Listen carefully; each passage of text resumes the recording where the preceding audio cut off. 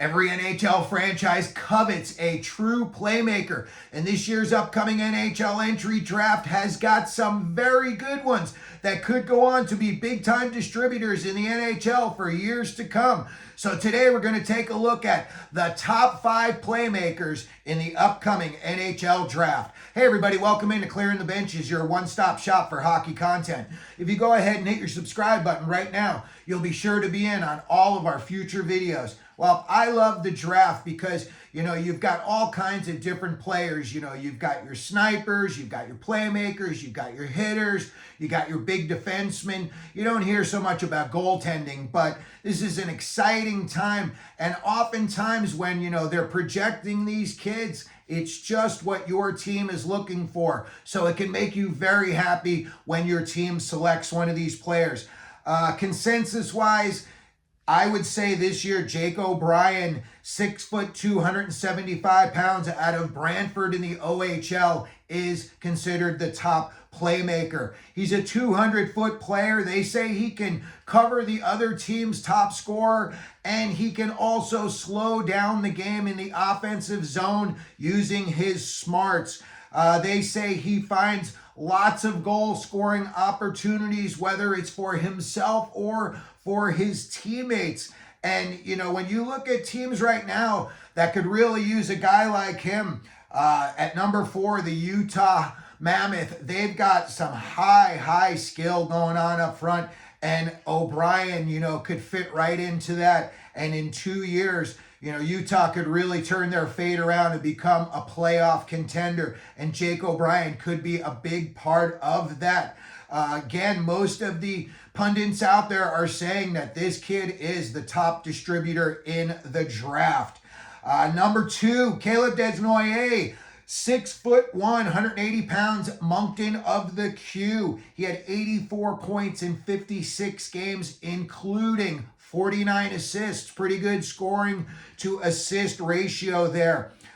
He's a puck hound. He wants the puck on his stick. They say he will do anything to get the puck on his stick. And then obviously when he gets the puck on his stick, he's very dangerous. He's deceptive.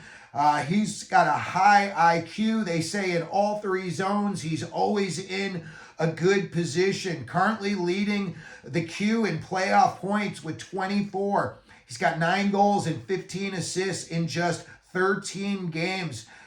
Any team would covet this kid. This kid's going to go very high.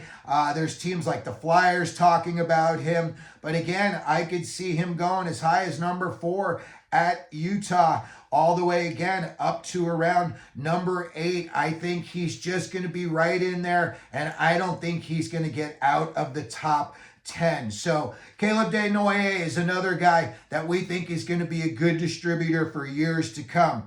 The next up could be the number 1 polarizing player in this draft, and that is Roger McQueen. He was for a while there being considered as the number 1 overall pick, and then he has a pars stress fracture. It's a vertebrae injury, and it could cause him to drop. There's some guys saying that he could drop all the way down into the 20s.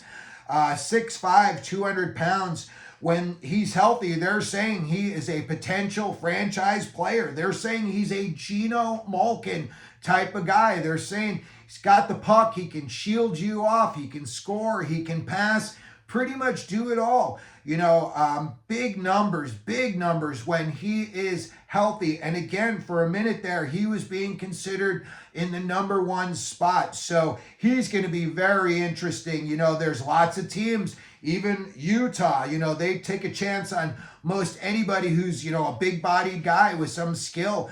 But, 10th is Anaheim, and I would see a guy like Pat Verbeek, the GM there, loving a player. So we're really going to have to, where he gets drafted, I think is just going to be determined by, the injury report and the medical condition that comes out on him. Number 4 of our distributors this year, Carter Bear.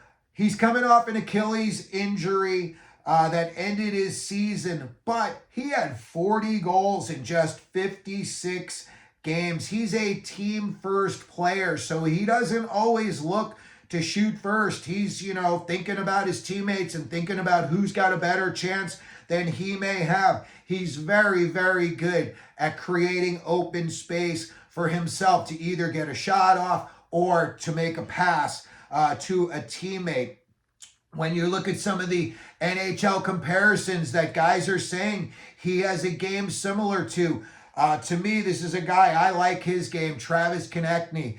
Another name they're saying is Zach Hyman. I know Hyman wasn't a goal scorer until he got to Edmonton, and then he exploded, but he's a very similar type of player. You know, Hyman can create space for himself. He can be very tricky when he's got the puck, and Carter Bear, they're saying, is very similar to that style.